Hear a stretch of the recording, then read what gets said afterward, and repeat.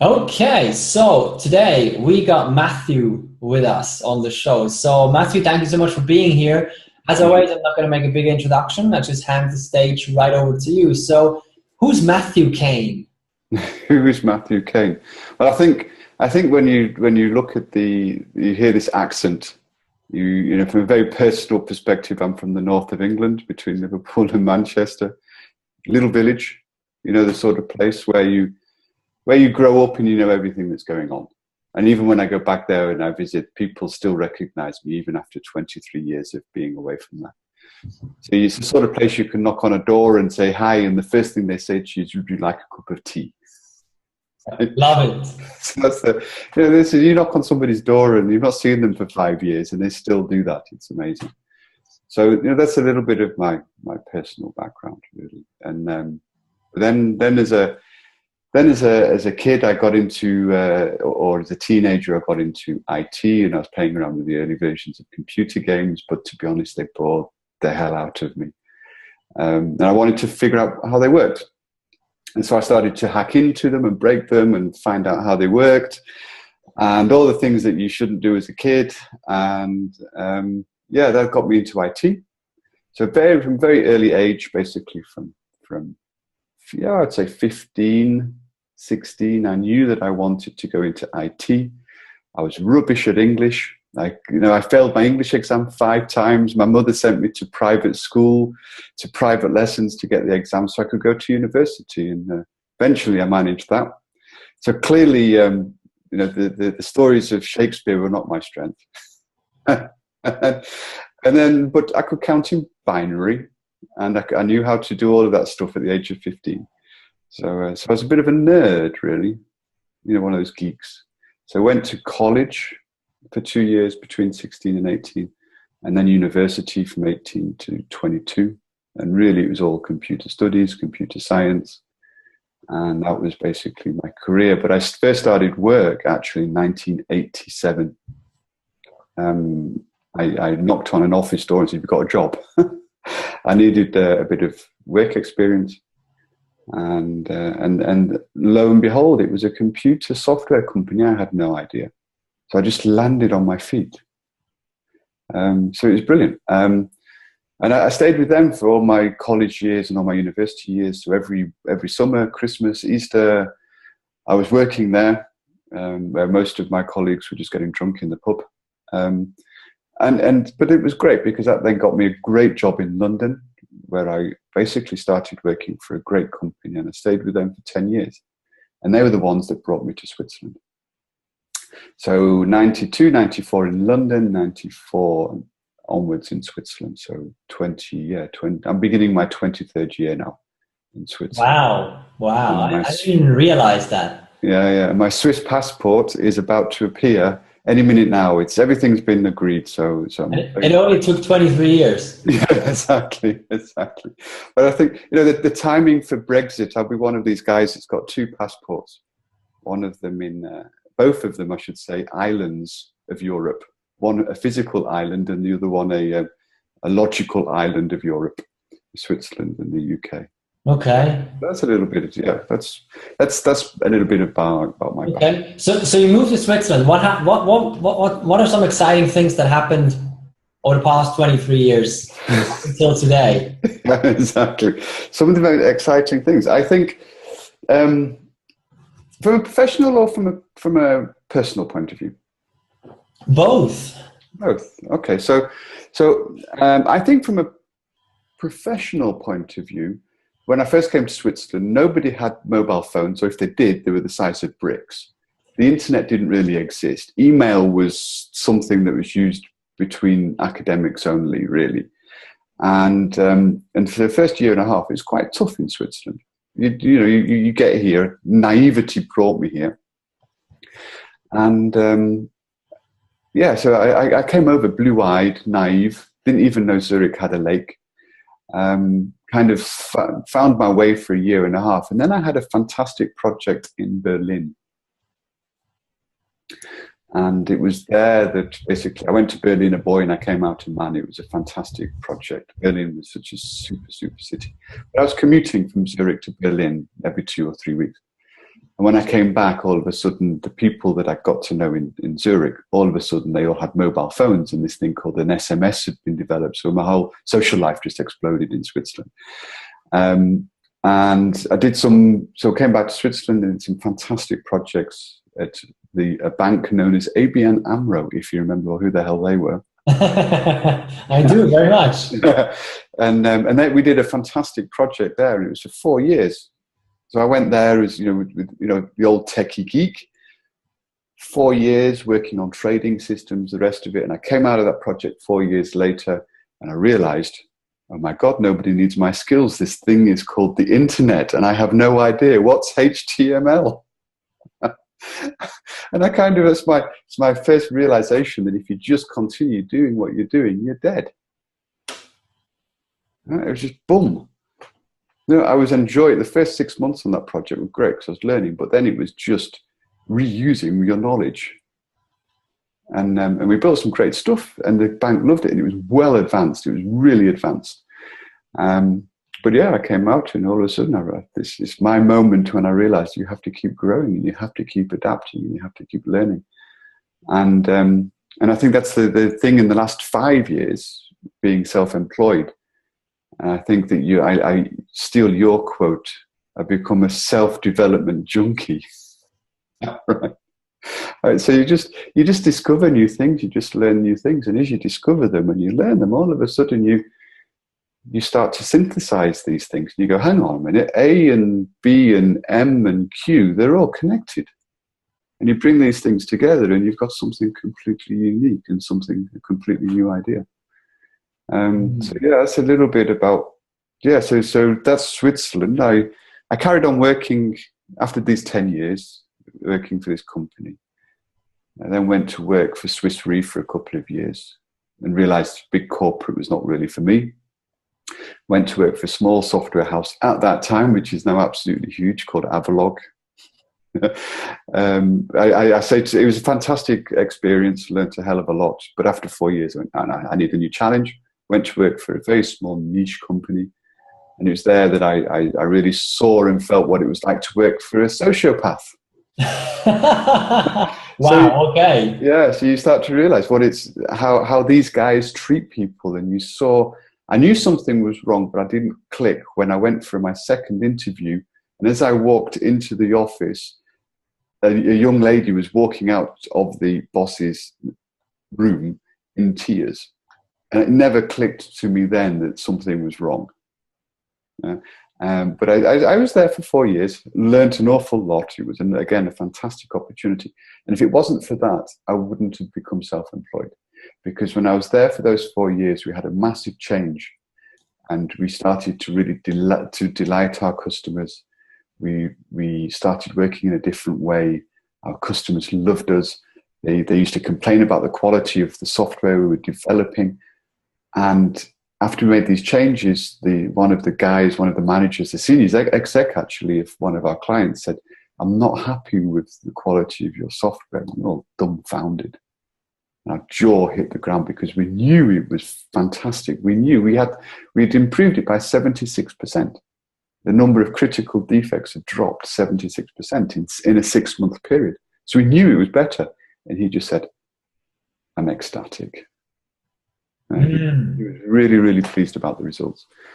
And it was all of this experience that I then put into a paper, which was then presented at a number of conferences, which showed that I had a certain experience that I could then take to other people. And that's what gave me the boost or the confidence to become self-employed and go and help other companies do exactly the same thing that we had done at this company where I was employed. Okay, so you started your own business, and that's been about 5 years ago. What's been happening? What are some of the things that have been happening since then? That's also been an amazing journey. I look back and I go, oh my God, 5 years ago. The last week that I was working, I was checking timesheets. And so I was controlling timesheets for a week.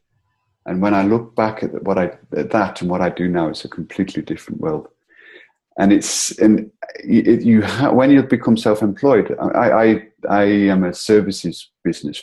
I go and do coaching, training, consulting, and you learn so much. One of the things that I didn't realize was I always thought, I can't sell. I don't have the personality to sell. I mean, this is a guy that's a geek, right? He lives in the cellar for most of his career. I didn't like talking to anybody. But all of a sudden to go out and start selling things, it's like, oh my God, but you can do it. And actually, you know, people used to say to me things like, well, what's your value proposition? And I go, oh God, value proposition. I said, actually, you know, what you're doing is people buy from people, and you buy from you, and they believe in you. If they believe in the same things you believe in, they will actually sell, or they will actually buy from you. So it's and you learn this stuff, you read this stuff, you improve, you recognize what you're doing, you take a moment to look back at your day or your week, and you go, what was good, what was bad? And you're constantly developing yourself, as opposed to those 4 years where I just did the same thing for 4 years. And it just opens up more doors. And one of the most profound things, I think, was I was working, I don't mind mentioning the name of the company, because it's a very, very significant event that took place. So the client was ABB. Everybody's heard of ABB. And my colleague, or the guy that I knew there who engaged me, he said, just watch this video. And it was of Joe Hogan, who was the previous CEO of ABB. And it was an internal video, and he was addressing his senior management team. And he's no longer there, Joe. And as he addressed his senior management team, he basically said, we have to be humble. And I thought, wow, if you can say that as the CEO of an international organization like ABB with 145,000 employees, you saying to his direct reports, we have to be humble. And I sat there going, wow. And since I've heard that, it's just event after learning, after moment, it's all come back to me going, yeah, it all comes back to humility. It's the ability to say, I don't know. If I said to you, Daniel, I don't know something, can you help me? You're going to try to help me, right? But if I say, yeah, I know the answer to that, what an arrogant guy, right? I'm not learning anything. And the conversation's finished. Yeah, the conversation's completely over. And this is, I think, probably the most profound change for me as an individual in the last 5 years. It's just to be able to sit there and go, actually, I don't know. And you compare that to the 20 years or the 15 years, however long it was that I've spent in the corporate world, where you're ingrained to always have the answer, where you're always told you have to know what you're doing. You have to at least have 3 solutions, and you're going to choose one. Right? All of these things that we learned from the 80s and the 90s and the noughties. It's just like, well, actually, no, it's a completely different view. If you're humble, you're open to new people. You're open to new ideas. Things can occur. And this is one of the things that brought me into this group that we've set up, this so-called NineAligned, which is all about creating startups that have got things like humility built in from them from the beginning. So not everybody fits, and one of the individuals within the organizations, sometimes you have to say, hang on a minute, let's be a bit more humble about this. We don't have the answer. So it's all about what can we do? How can we do it? How can we fix this? And or how can we implement something? What can we learn? And we've got projects that sometimes we sit there and think, is this really going to be successful after 6 months or working on it for a year? And you go, maybe not, but I tell you one thing, we've learned an awful lot. And at the end of the day, you've got 3 things. We've got time, money, and experience. And if we consider time, everybody's got the same amount of time. Money these days is if you can pitch it right, you can get money, and it's quite cheap. But the one thing that we all need is experience. That's the differentiator. So the more knowledge and experience we can gather by experimenting and failing and learning and failing and learning and then being successful, that's worth much more than money. I very much agree with that. I would love to hear a bit more about the NineAligned story. How Yeah. did that, first of all, how did it come, Yeah. how did it happen, and what is it? Yeah. So how did it happen? I was in the service. So for the first 2.5 years, I was really in, after becoming self-employed, in the services business, and I started to think, actually, I want to do things. I want to build things. It's very nice telling other people what to do, but at the end of the day, when you're telling other people how to do things or what to do, you've got no responsibility. You don't really have the accountability. Yeah, you have the accountability. They may not ask you back again, that for sure. But I wanted to do something, and a number of, I was talking about this A, B, C, M, P, Q. These things, they come together, and that's exactly what happened. There was a bit of an epiphany, a road to Damascus experience, if you like, where I picked up a few things and went, hang on a minute, if you bring these together, instead of actually trying to change companies to be better, which was the consulting, what I've been doing, why don't we build them from the beginning? And we can build them with 4 concepts. And one of them is, everybody knows about the lean startup. Well, a lot of people know about lean startup. Rather than spending 2 years building a product in your garage, which is what we used to do in the 70s and 80s and 90s and noughties, actually what we do is we spend most of our time talking to people, figure out what they want, build that, test with them, learn, measure, adapt, change direction. And so you could bring products to market very quickly. I'll give you an example. When we first launched at the NineAligned, and we had this idea for TripAdvisors for trainers. And a typical advisor said, oh, that's going to cost $500,000 to do that. We launched it for $35,000. And we could do that because we use another piece of the puzzle, or another piece of another. I like the expression of the magic sauce. There's this thing called dynamic equity, which is really very much, as people put time and effort and money into something, their proportion of the equity increases if against the other people if they don't work. So a month later, that can all change again as people contribute, as they get more time. And because they're contributing their own time and their own money, they are motivated. But they're not going to do that if they don't believe in the idea. So all of a sudden, you get the belief coming in, you get the commitment coming in, and amazing things happen. And it's fair and transparent. And it's self-selecting. Yeah, it's self-selecting. So if nobody's interested in a project, nobody's going to help you out. Ta-da! Isn't that evolution? Right? So it's a fascinating experience, and things like the transparency. And earlier this week, somebody was saying, "Oh, I've got this idea, but we need to have a sales commission." I said, "No sales commission." And they're like, "Why?" I said, "Well, that's how you used to do it, right? But actually, sales teams that have sales commission underperform teams that don't by between 20 and 30%. Why? Because they game the system.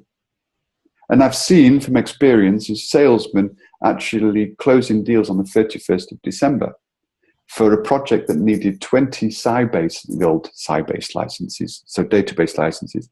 And actually the salesman got a deal for 600 licenses. We only needed 20, but it was signed on the 31st of December. So this corruption takes place because of sales performance deadlines. So we don't have them. And this is all part of the responsive organization, or the reinventing organizations approach. So whatever we do within NineAligned, we're using a lot of the principles of these concepts. So we've got responsive organizations, we've got slicing pie, and we have lean startup. And the last piece is how do we get, or answers this problem?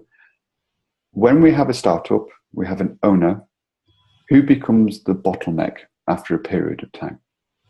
It's the guy who's the owner of the idea, because everybody goes to him. He just slows everything down. So how do we get decisions from his head and distribute that power to the rest of the organization?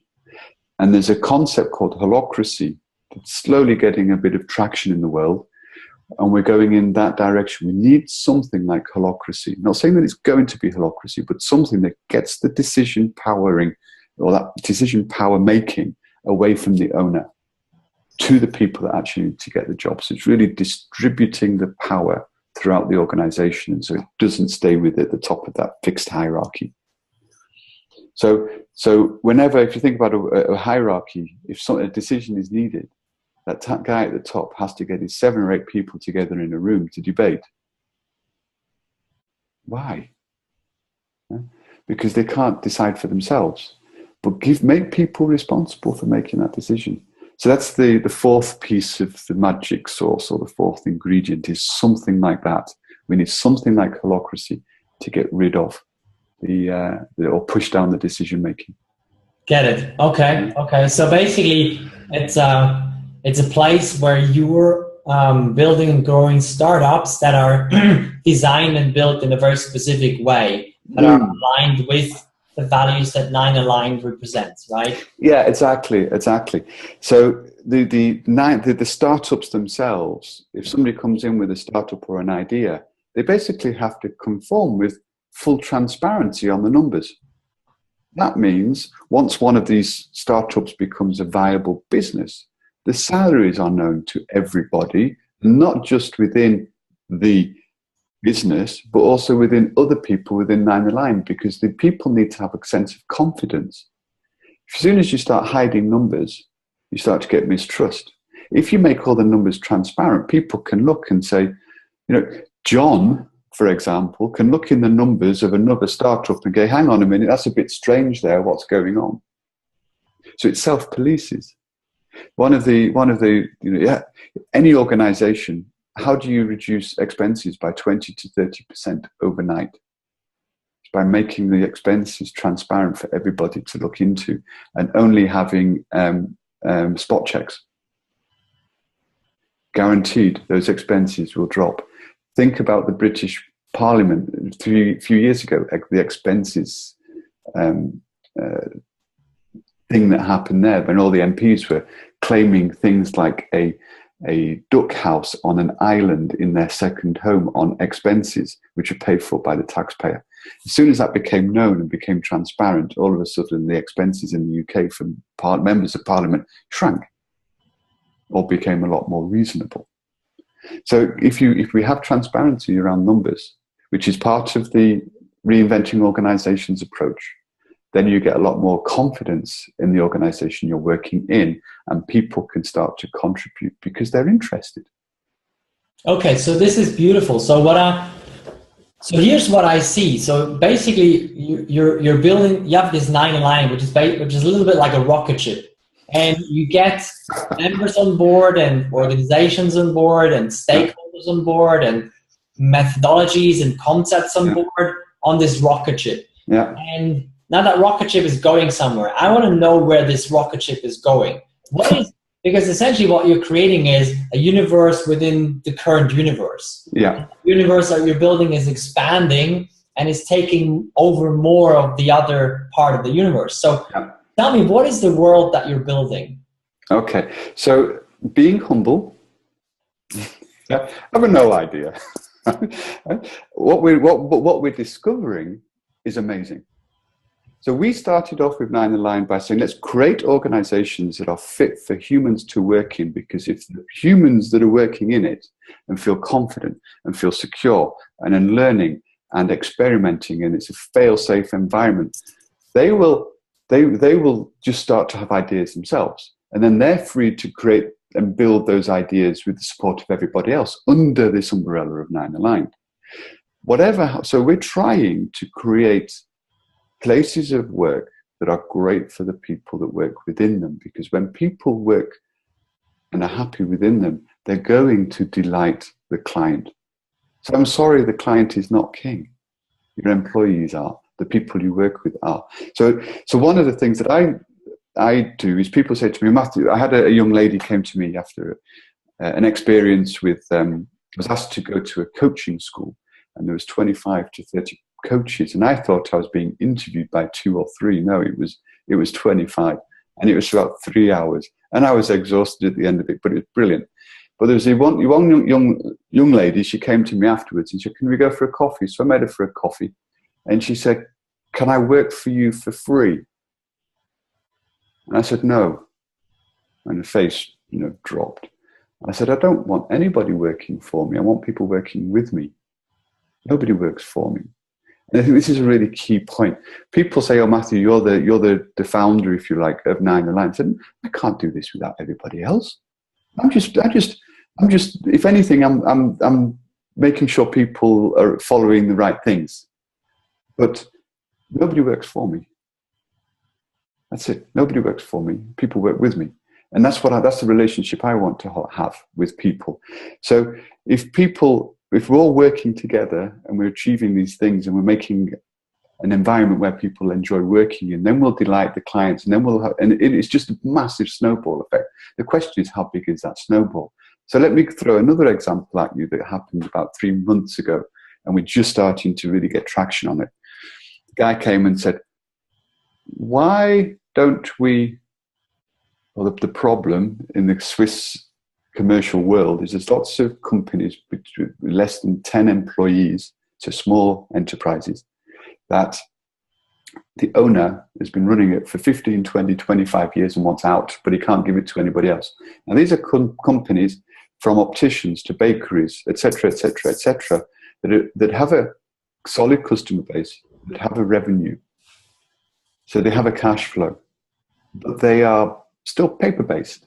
Their website looks like something from 1997. When you open the website, it's a little square about this big. You know the type, right? Yeah. And you start thinking, wow. And this guy said, why don't we actually go and buy these companies? Modernize them, digitize them with all the ideas of NineAligned, and then we see where it takes us. So if you think about the coaching which I do, which is changing an existing company, with startups, which is creating them, and then actually if we take these companies and buy them and modernize them, when you buy them and modernizing, you are then responsible for doing it. So I hinted before that when you're coaching, you're not really responsible. But if you actually take over a company, you are. And so these are the sorts of things, and I would never have thought of that in a million years. And I give another example. We have this TripAdvisors for trainers, and we always thought that the concept there is basically somebody in HR wants to buy a training course and they find a trainer based on their reviews, and the transaction takes place. And we thought that's how we're going to set up the business. So that's the business idea, blah, blah, blah. We had one conversation about 2 months ago where we went to a bank and we said, we're not here to sell you anything. We just want to get your idea.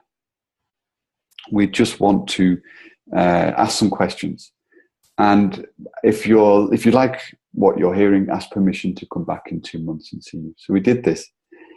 And it completely changed our business model. It made the software much simpler, it made it much more attractive to everybody, and it's a much more powerful business model. So we're now looking at saying, okay, how do we actually get this up and running? And then we have another conversation with another corporate, and we can actually go and talk to that corporate because we're talking to this first one, because we've now got a different business plan. So it's constantly learning and be willing to adapt. But coming back to your question, you're on this space rocket, where you're going, you can just see that on some, we discover things and you go, wow, that's awesome, let's go into that direction. As long as it fits under the concepts of making it better for people, that's where we're going.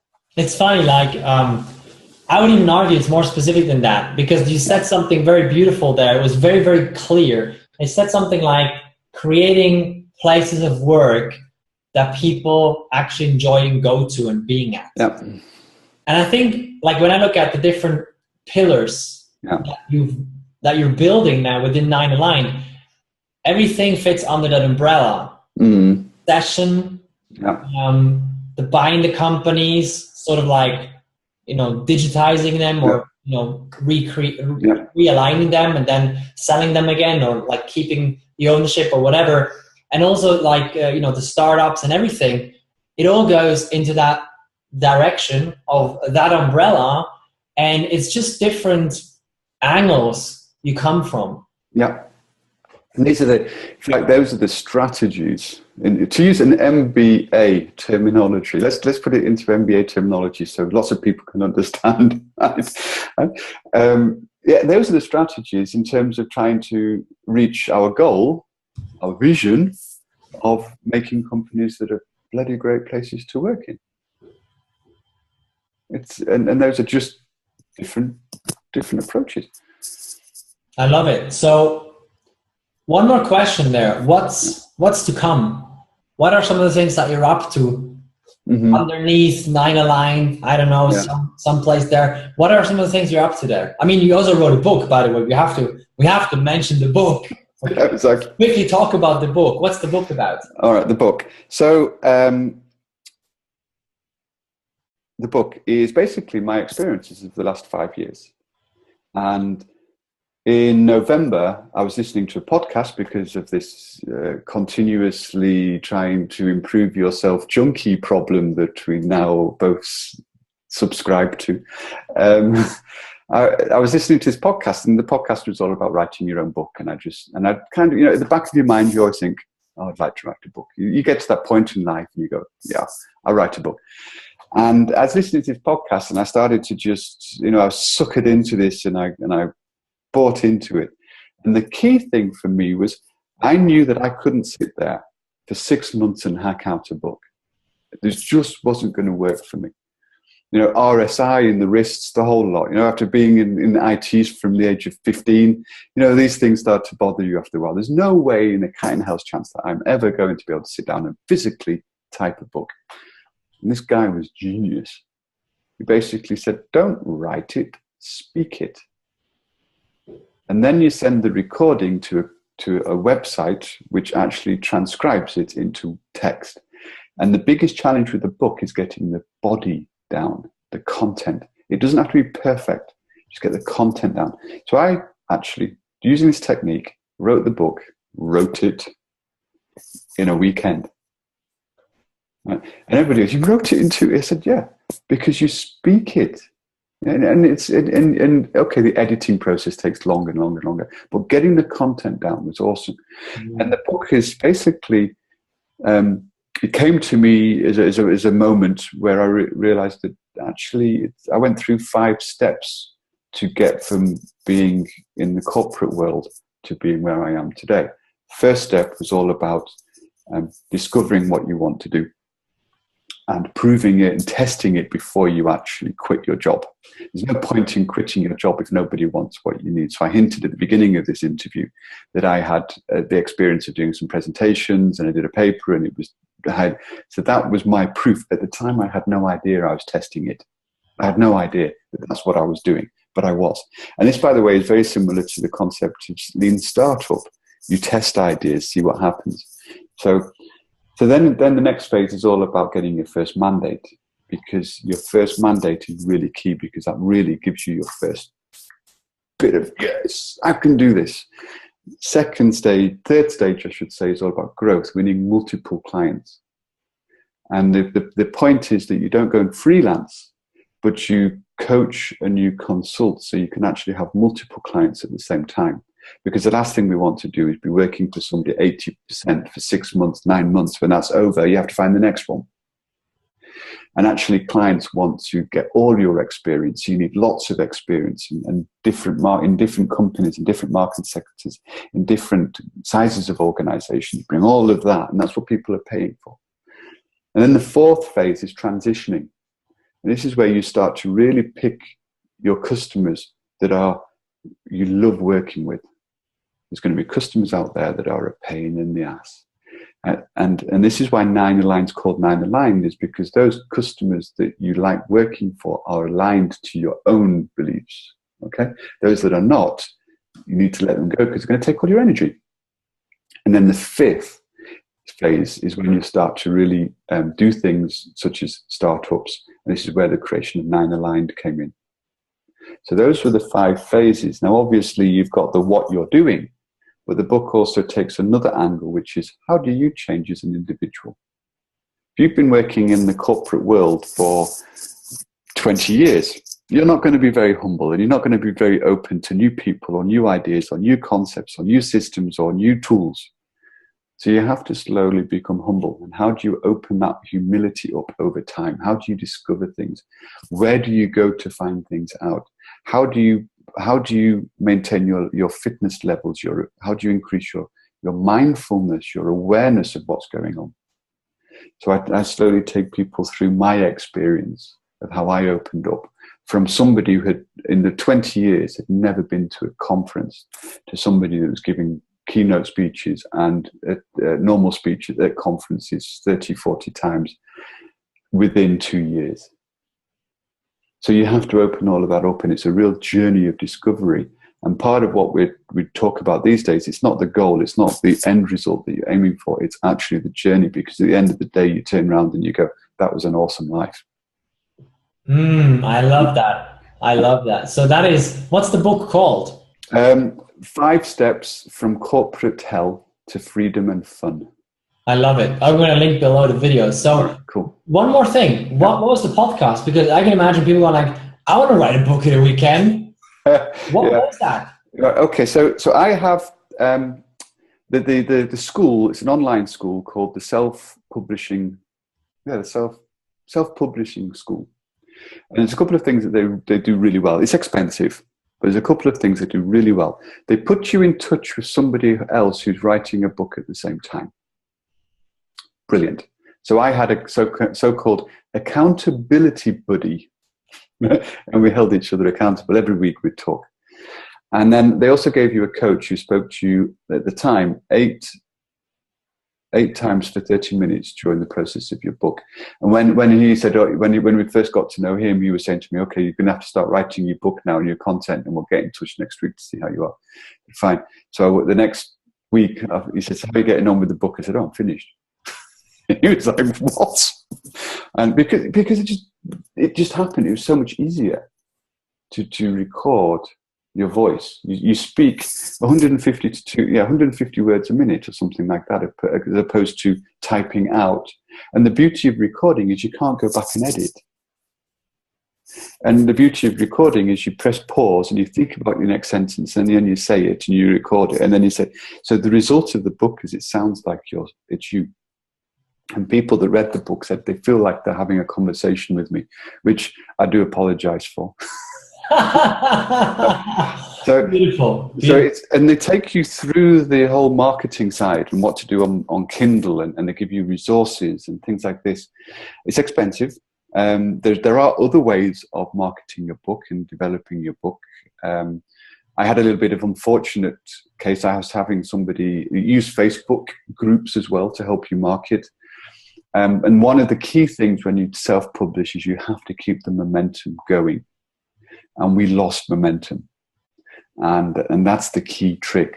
With all of this, it's not just writing the book and putting it onto Kindle and then forgetting about it. You have to keep going with it. So if anybody's writing a book, it's not over once it's on Kindle. So I'm really looking at new ways of getting that traction. But at the end of the day, it's not about whether you make money with a book or whatever. You wrote one. And when you actually get it physically in your hand, that's the other thing. Go with a Kindle, get it on the Kindle, that's fine. But go the extra mile, create a CreateSpace account, and order your first one as a physical book, because when you actually get it in your hands, you're sat there going, wow, that's cool. Yeah, so that's what it's about. Excellent. Okay, great. So that was the book. Now tell a bit more, just to finish off the conversation about NineAligned. Where are you heading? Where are we heading? What are some of the things that you're up to in the coming year or so now? Yeah, I think there's a couple of we've got several projects running. I'm going to just pull one up. For example, we make these things. These are just Post-it notes. Right? These are just Post-it notes. Very niche product. They've launched, and we're going to see how they run. So let's get them up and running, and take that further. We've got this TripAdvisor's platform, trainersreview.com. That's a project. Get that up and running. Get that into corporate organizations, and watch that. Our strategy for growth is viral. So we're going to consequently look at growing that virally so that it starts to grow itself. So this is a learning experience for us. We have a Brazilian bread product, which we're looking at, and we're taking it to the next phase, which is more higher levels of mass production to be able to support restaurants and cafeterias and things like that throughout Switzerland. We have a new venture which is looking into the pharmaceutical business. I can't say much about it at the moment, but that's going to be a new services to the pharmaceuticals business. What else have we got on there? Yeah, we've got an online training as well for people that are frustrated in their work. How do they create a better workplace? So that's coming out as well. We're looking at these businesses to take over. We're looking also at investment. The biggest challenge we're going to have is that classic investors are interested in investment for financial purposes. We're interested in investors in belief. They need to believe in what we're believing in. So as one guy said, if we can get investors interested in NineAligned and the ideas of NineAligned, and we can prove that we know what we're talking about, because we're not 23-year-old guys or girls out of university with a startup. Most of us have got 20, 30, 35 years experience. So, we've got people of 65, 67, 63 working with us, loads of experience. And we need investors who are going to come and say, we believe in you and this idea. We're going to help you with this idea because we believe in it like you. So they're aligned with us. So this is something in the next year that we're going to be looking at working with. And then when those investors start to trust in us, because they can see that we're trying our best to make these things work, and we're flexible, and we're a team, and we know what we're doing, we're experienced, and we bring all our experiences together, that when they have another contact, they go, actually, NineAligned will help you out. Go and join NineAligned. So we become really a machine for startups. Excellent. I love that. That's clear. That's beautiful. So to finish this off, if somebody says, maybe people say, well, this is something I would love to join with my startup, or maybe somebody says, I get a bunch of money, I want to invest somewhere that's really aligned with me and with my beliefs and my vision, or whatever, maybe something else. Where can people connect with you? What's the best way of getting in touch and connecting with you? The very best way is basically via email. What we usually do is, if somebody has an idea, for example, we meet once a month, and they come and they just meet us, and they will hear a status of all our projects. If the people are there that run those projects, they will come and, I call them projects, but ideas. Yeah? They come and present their current status of their project. They've got 10 minutes. And after that 10 minutes, we then have 20 minutes of questions. But in that 10 minutes, the people have to say where they are, what their problems are, and what their needs are, what they need. So a visitor is going to come and experience this, and they then get a chance to just present their idea. And we've had people that have come and presented, and we've basically gone, it's just never going to take off. And we found out from them that they stopped the idea afterwards, because we killed it early. And that's what it's about, it's killing them early. We've killed a lot of projects, let's kill them. But we've also got one guy who came last time, and we then had a special meeting early this week to really go into his idea more. And we basically found out that he's got this great idea, but doesn't know how to bring it to market in an effective way. He wants lots of investment. And we're going, well, actually, why do you need that investment? Well, in case a customer wants it. And we go, well, no. Yeah, you build it, or you show you have the capability to do it. And then when the customer wants it, then you do it. But don't invest $500,000 in something hoping that a customer will want it. It makes no sense these days. Yeah, absolutely And agree. this is the sort of, if somebody gets in touch with us, they come and meet us, they see how we work, they make I can work with these people or not, then we go in, then we have another session with them. Great. With investors, it'd be the similar sort of thing. Okay, great. So email is the best. What's your email address, or should I just link to a LinkedIn? Is that a good place to connect? LinkedIn's perfect, but probably one of my email address is matthew.caine@ninealigned.com.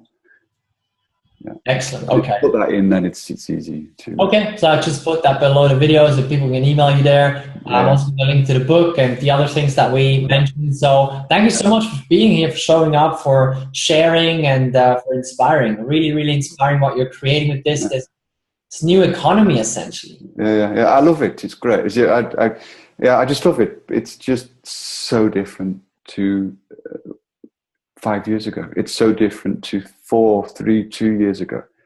And I look back and say 2 months ago, it's still now different. So constantly enjoying it. It's fantastic. Excellent. Thank you. Right, thank you so much for being here. Have an awesome night. Thank you. Take care. Bye.